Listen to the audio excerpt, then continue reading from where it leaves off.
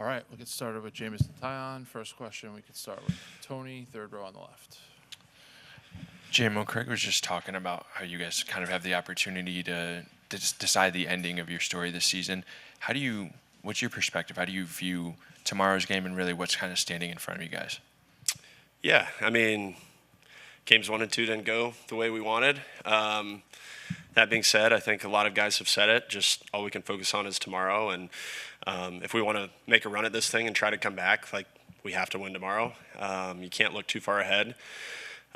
So how that pertains to me is just doing my job, going out there and setting the tone, preparing the right way, taking notes, watching video, going about my process the right way, and making sure I'm buttoned up and ready to go. So, yeah, I mean, I totally agree with that. Like, it starts tomorrow, and obviously being a starting pitcher, like, hopefully I can do my job and set the tone and see where that can take us. Megan, second row in the middle. How would you just describe this run you've been on personally, just with how well you've been pitching, and what do you feel like has been the key to that? Yeah, it's kind of weird because the second half was a little choppy for me, getting hurt. I had some really tough starts, and then I got hurt, and I was able to just use that time to regroup and obviously rehab my calf, but also try to find ways to get better while I was down and diagnose, why I was struggling and what was going on. And I feel like there's been some pitch usage things. I feel like we've optimized some of my pitch grips and the way I'm using things. Yeah, and just, when I go on rehab starts, being intentional about what I want to get done and the kind of work I want to do so I'm ready when I come back. And then, yeah, just some of it's momentum. You have one good outing and you remember what that feels like and just try to carry that over. So, yeah, I mean, it's been good. And at the same time, like, every game has a new life. And, the Brewers don't care what I did 5 days ago. Like, I have to go out there and do things the right way again tomorrow. Taylor, straight back. JMO, I know you said after you struck out Tatis, it was the loudest you've ever heard a stadium. How much have you thought about that moment, that game, in kind of preparation for tomorrow? Yeah. I mean, Wrigley was incredible. I'm happy that we're back here and have a chance to play in front of these fans again. Yeah, I mean, that was electric. Getting my toes wet in the postseason there. It's been a while. I know Wrigley was in the city of Chicago, was hungry for playoff baseball, so you could feel it. And yeah, just I think it's a good lesson to myself, like, when the crowd is that electric and when the moment's that big and the pressure's that big and important, an executed pitch is still the best pitch. I don't need to be out there pounding my chest. Like, that's not my game. Try not to let it, take over what I'm doing emotionally. Just go out there and execute pitches. And I kind of sold out to that last time. Just what's my biggest strength? If I gain a mile an hour from adrenaline, that's not really going to matter. What's going to matter is whether I sequence right and execute pitches the right way. So I kind of plan on just doubling down with that again. Christina. Council mentioned you're kind of the calm in the storm. How did you get to that point, maybe in your career or your life, that's how you're described? Yeah, I mean, a lot of work. I have to be intentional about my mental game and my process. That's one thing. I'm extremely disciplined with my routine and my process, but also, like, I've struggled a lot, and that helps. I've bounced back from struggles. I've been hurt a lot, which unfortunately, I mean, it's never fun, but I think that's taught me a lot. And just gotten my priorities in check. So it's not one thing, but I think experience is probably the biggest, and then just experience with struggling and, being able to build my process the way I want over the years and then stick to it has been a key. Maddie on the left.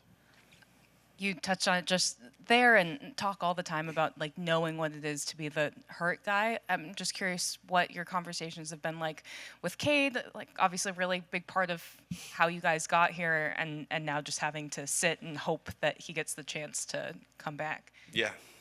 I mean, he was a huge reason why we're here. this rotation, going through the year, we had some ups and downs and guys that missed time like myself.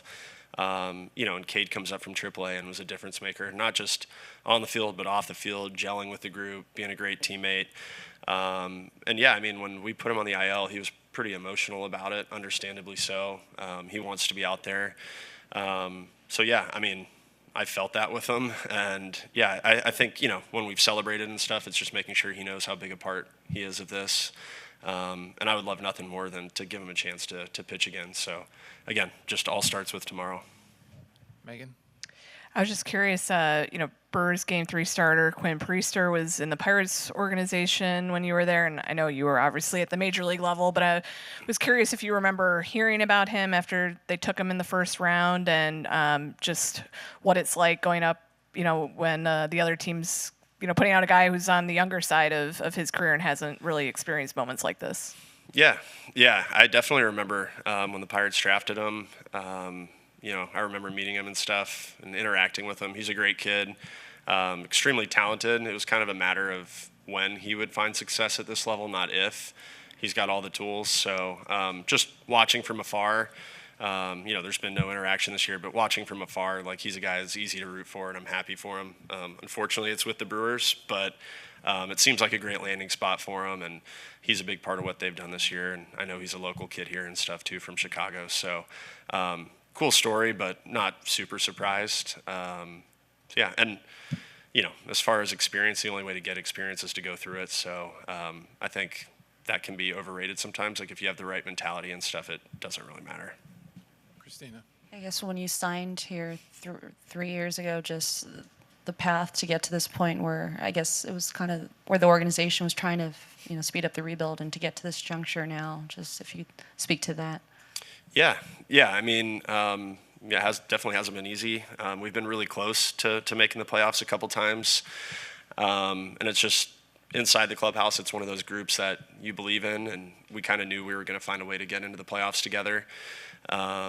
It feels special when you get to be a free agent. And obviously, it goes both ways, but picking a spot you want to end up in and build with.